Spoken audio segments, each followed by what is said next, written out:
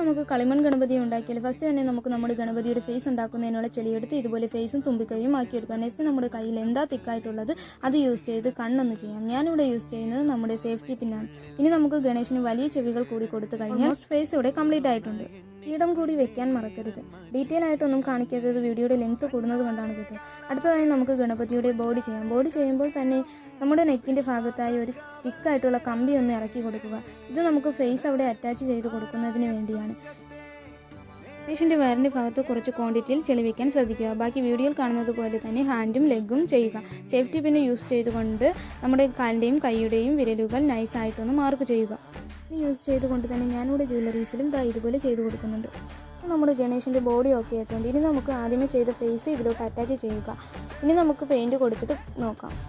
ഇങ്ങനെയുണ്ട് നമ്മുടെ കുഞ്ഞൻ ഗണപതി. ഇഷ്ടപ്പെട്ടാൽ ലൈക്കും സബ്സ്ക്രൈബും കമൻറ്റും ചെയ്യാൻ മറക്കല്ലേ. അടുത്ത വീഡിയോ ആയിട്ട് നമുക്ക് കാണാം.